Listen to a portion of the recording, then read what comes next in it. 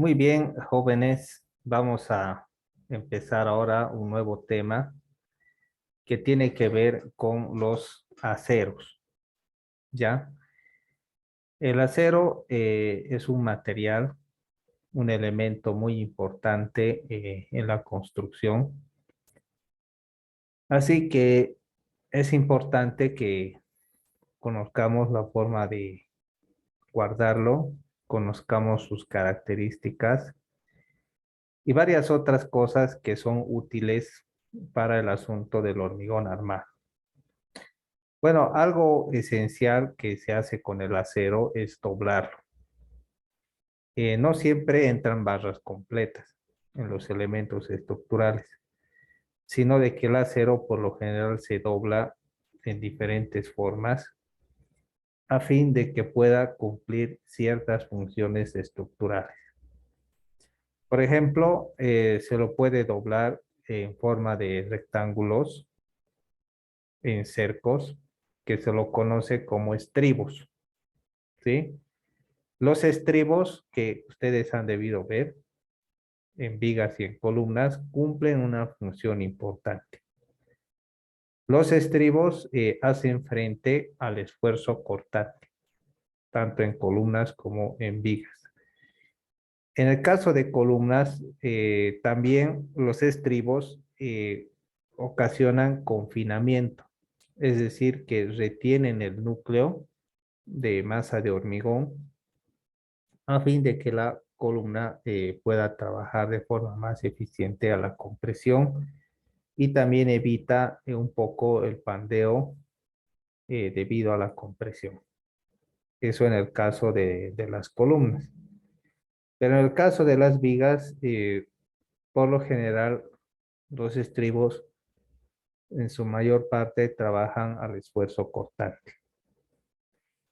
También otra forma de doblar los estribos son en forma de ganchos. No, perdón, los fierros es en forma de ganchos. Cuando se coloca un fierro en los extremos de las vigas, por lo general tienen un gancho, ¿sí? Un gancho que tiene una norma. A veces es 7 veces el diámetro y a veces, en algunos casos, es 12 veces el diámetro. Entonces, dependiendo a la función del fierro, esas magnitudes van cambiando. Imagínense un elemento estructural que es bastante largo y un solo fierro no alcanza. Así que se tienen que colocar pedazos de ese fierro a fin de completar la longitud total. Entonces lo que se hace es colocar un empalme. Entonces esa longitud de empalme también tiene eh, una medida, que por lo general es 80 veces el diámetro del fierro. Entonces todos estos detalles también hay que conocerlos. Vamos a también hablar acerca de la planilla de fierros, que es importante, y otras cosas que necesitamos conocer acerca de los aceros. Pero primero vamos a ir conociendo algunas cosas que son bastante básicas acerca del acero, ¿sí? El acero, por naturaleza, es frágil, ¿sí? Es fuerte a la compresión, pero débil a la tensión. ¿Qué quiere decir eso? Que si una barra de acero yo le empiezo a comprimir, ¿sí? En esta dirección, lo comprimo, es fuerte. Pero si estoy jalando así, tiende a estirarse. Entonces, en ese sentido, es débil a la tensión. Y una particularidad que tiene el acero es trabajar a la tensión. Porque el hormigón trabaja a la compresión, pero no trabaja a la tensión. Si yo a una pieza de hormigón le empiezo a traccionar, se rompe inmediatamente. Aguanta muy poco el hormigón a la tracción, ¿sí? Más trabaja a la compresión. Entonces, para darle resistencia a los elementos de hormigón a la tracción, es necesario incorporar una cantidad de acero. A eso lo conocemos como el hormigón armado. Entonces, el hormigón en combinación con el acero le da la particularidad de poder soportar la tracción. Así que esa es una gran ventaja que tiene el acero sobre el hormigón.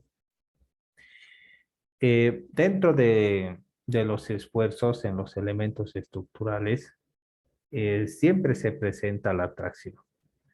En el caso de una viga, ya imaginemos una viga que está apoyada o empotrada, este recibe una carga, esta viga tiende a flexarse. En la parte de abajo, en la fibra inferior, se tracciona, mientras que en la fibra superior se comprime en el momento que la viga empieza a pansearse, llamémoslo así.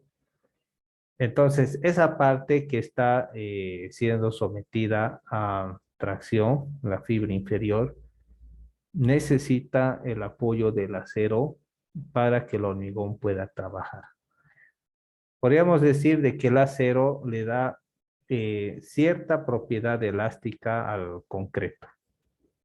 Le permite soportar la tracción y también deformarse de mejor forma, porque la deformación en el concreto es mínima. El concreto es prácticamente una roca. Ya no podríamos pensar que una roca se deforma mucho. Si se deforma la roca, pues son cantidades muy pequeñas, casi despreciables, pero se deforma, aunque muy poco. Entonces el concreto igual, cuando excede su límite de deformación, que es 0.003, esa es su relación de deformación, el concreto se rompe. Entonces, a fin de que el concreto pueda asumir una mayor deformación, este necesita eh, estar acompañado del acero.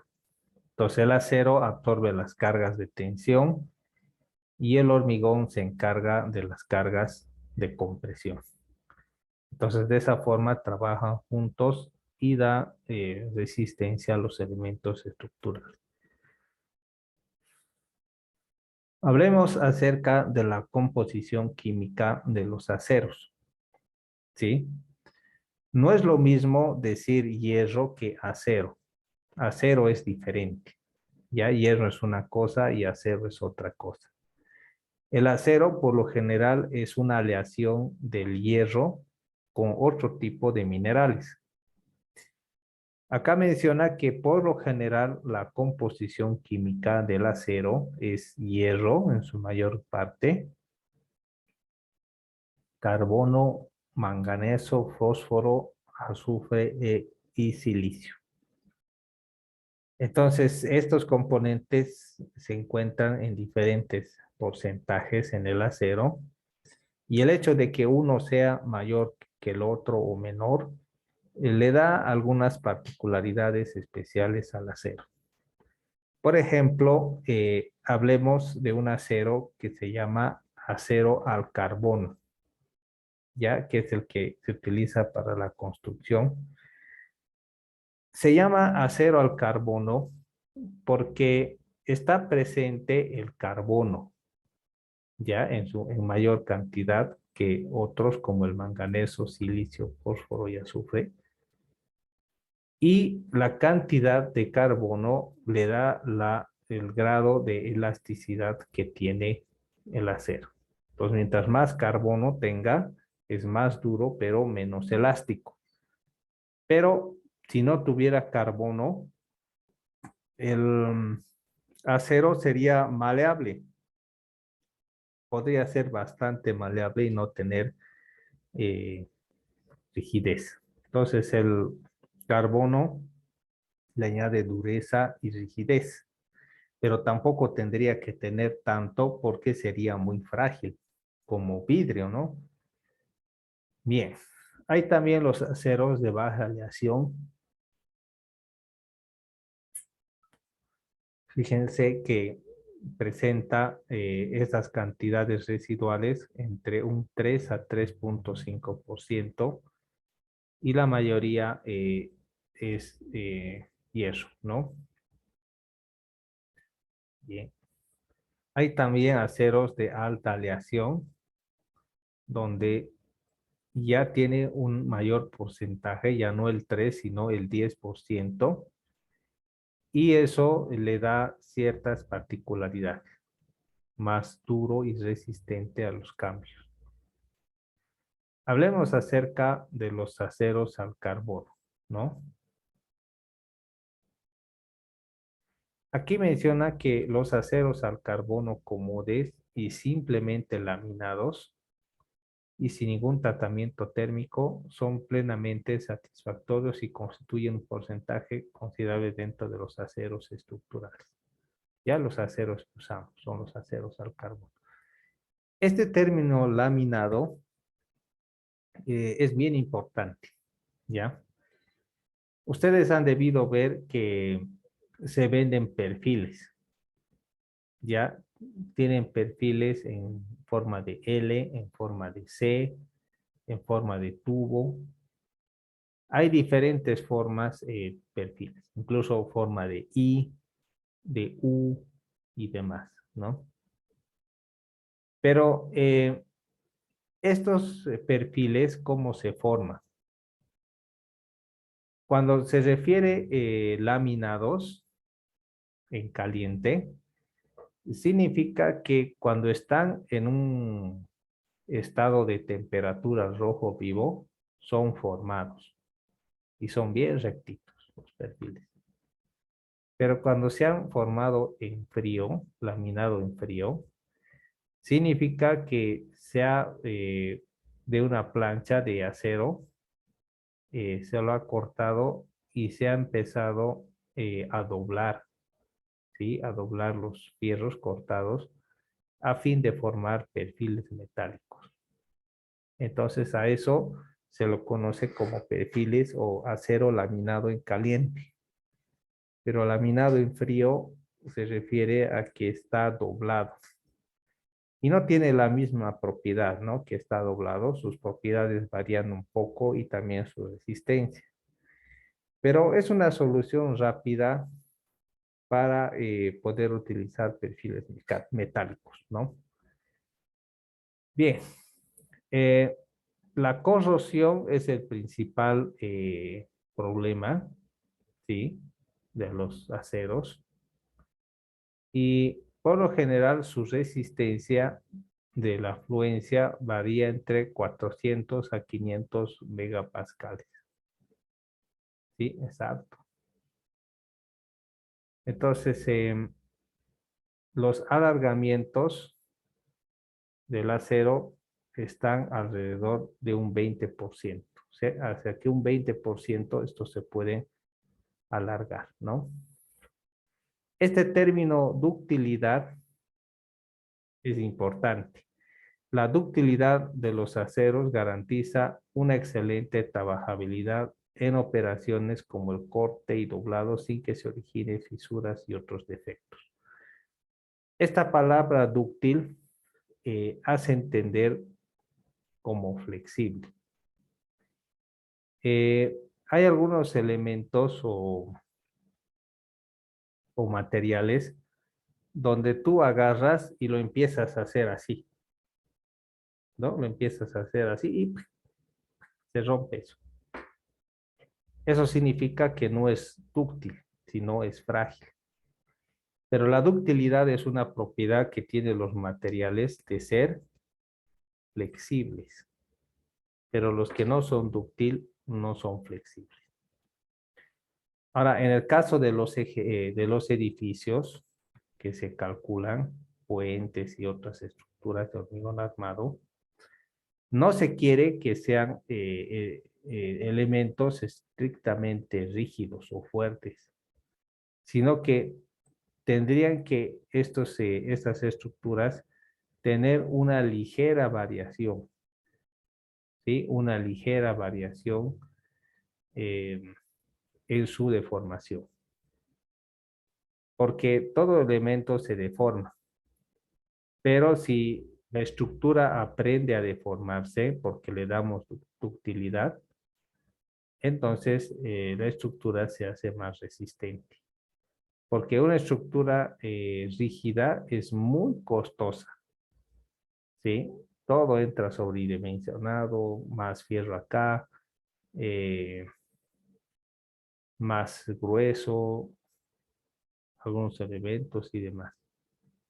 Eso puede dar lugar a un exceso de uso de fierro y la estructura cuando le pones mucho fierro por seguridad o por simplemente querer uno que la estructura sea mejor al ponerle más fierro, estamos ocasionando de que la estructura se vuelva tan rígida que empiece a romperse.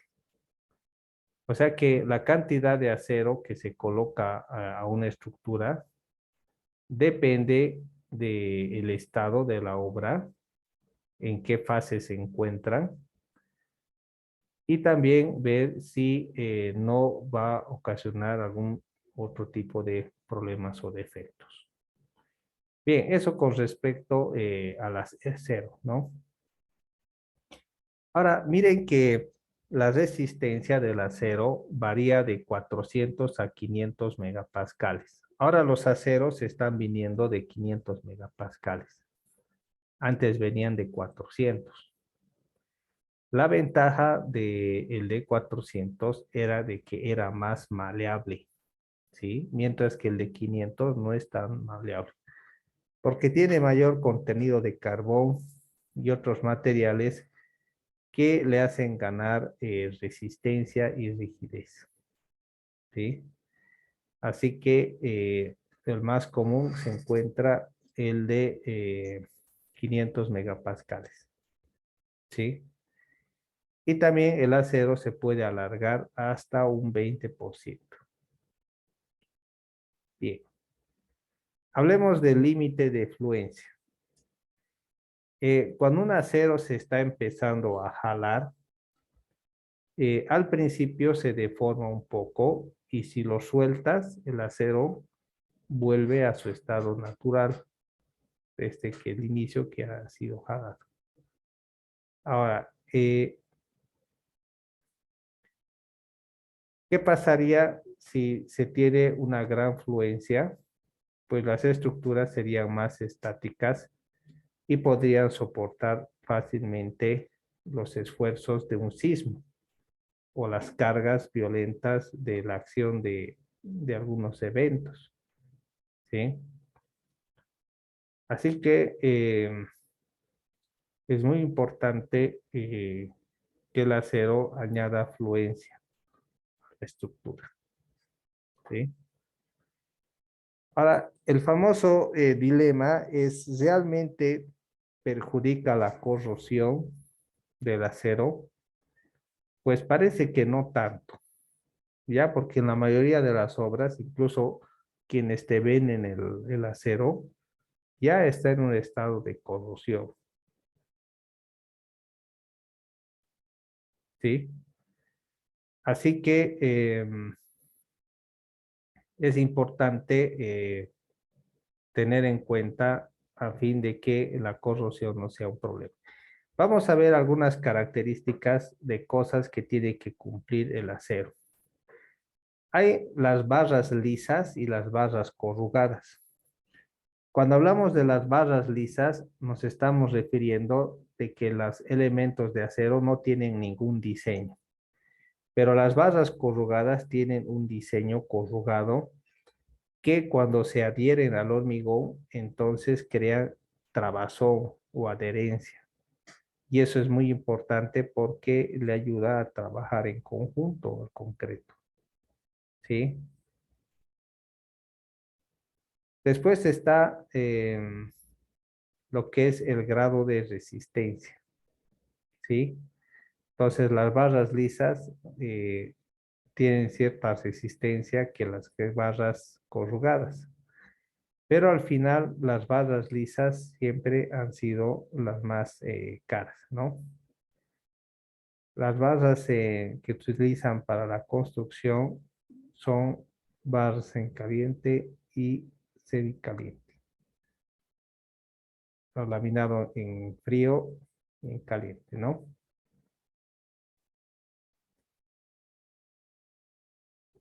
Cuando habla acerca del límite de fluencia, se refiere que cuando un acero se está jalando, llega a un punto donde cuando tú lo sueltas, vuelve a su lugar. Pero cuando tú lo jalas y llegas al límite de fluencia, el acero ya no regresa a su estado original. Cuando eso sucede, quiere decir que hemos llegado al límite de fluencia, donde el acero se jala, pero ya no vuelve a su estado normal, así que queda una deformación remanente. Ese límite de fluencia es bien importante porque nos ayuda para el cálculo estructural y va variando, ¿ya? Dependiendo del tipo o la calidad del acero, ese límite de fluencia va cambiando. Así que conviene que cuando se va a hacer un cálculo estructural, uno se asegure de que el límite de fluencia adecuado para los aceros comerciales. Entonces, uno va a comprar aceros comerciales que son los comunes que hay y tiene que fijarse el límite de fluencia.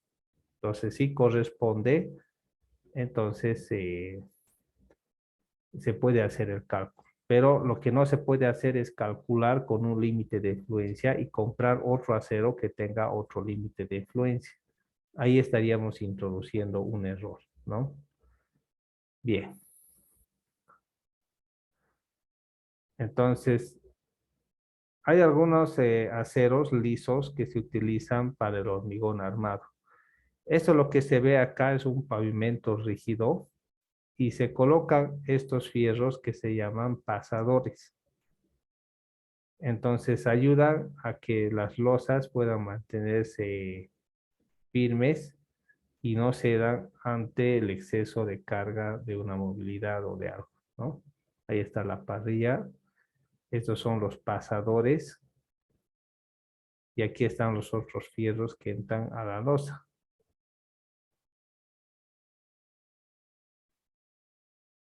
Vamos a fijarnos en el corrugado ahora de las barras. Fíjense, las barras que no son lisas, sino que son corrugadas, tienen esta forma de corrugado. Entonces, esta distancia de eje a eje o de centro a centro varía entre 0,5 a 0,8 veces el diámetro del fierro.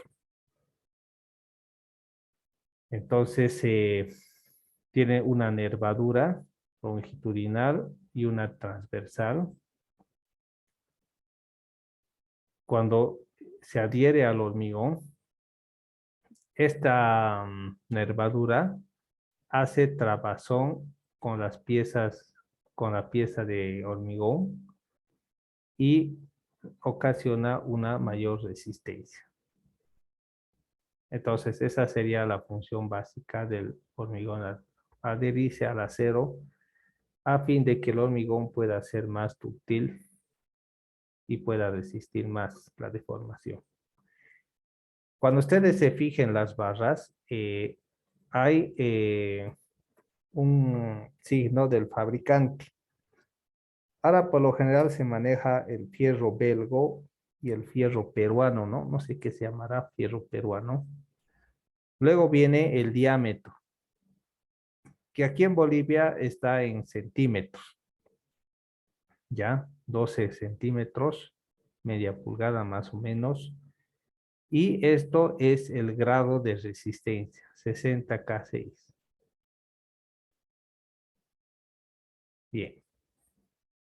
A veces se utiliza la malla de alambre soldado o electrosoldado, ¿sí? En combinación con el concreto a fin de darle una mayor estabilidad. Entonces, la norma boliviana sí nos habla de las mallas electrosoldadas y nos da algunos consejos, ¿no? Fíjense, aquí tengo una malla que está electrosoldada, que tiene ciertas dimensiones estándar. Entonces, acá me da algunas ideas de que existen mallas en una dirección, es decir, que son más largas que anchas, y existen mallas que son en dos direcciones, ¿sí? Los alambres para las mallas pueden ser hasta de 4 milímetros. Lo general es de 6, ¿no? El más pequeño, pero hay un tamaño de 4 o 5 milímetros, ¿no? Y se colocan en separaciones de 10 hasta 25 sobre una superficie, ¿no? A eso lo llamamos malla. Entonces, estas mallas dan ciertas propiedades al hormigón porque evita de que éste se rompa rápidamente y le añade resistencia. Como dice acá, algunos beneficios o ventajas que tienen las mallas, permite reforzar grandes áreas en forma ligera, con una necesidad mínima de supervisión e inspección, ¿sí? Permiten una distribución uniforme de los esfuerzos, máxima adherencia debido a su conformación reservada y menor consumo de acero, logrando ahorros hasta de un 15%. Entonces, la idea de colocar siempre mallas cada 15 o 20 centímetros siempre contribuye a ahorro de acero y le dan ciertas particularidades al concreto. Bien, ahora vamos a ver algo y luego vamos a empezar, ¿sí? A ver, un momento.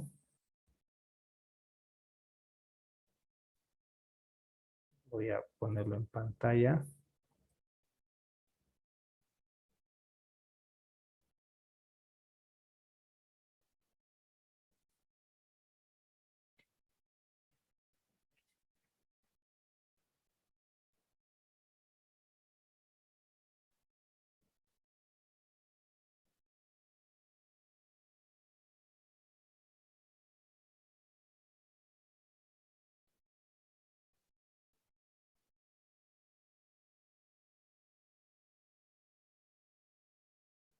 Bien, vamos a ver esto.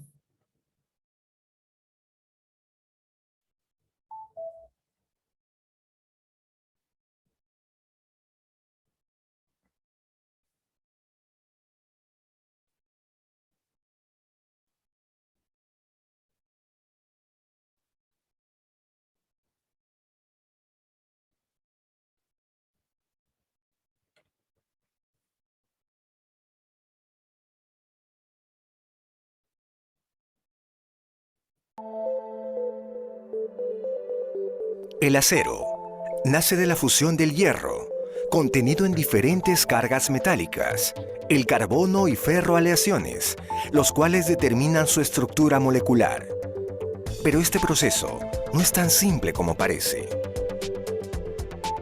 Para conocerlo, hoy visitaremos la planta de Corporación Aceros Arequipa, empresa peruana líder en la fabricación y comercialización de productos de acero en el Perú. Ahí realizaremos un viaje muy especial, un viaje al centro del acero.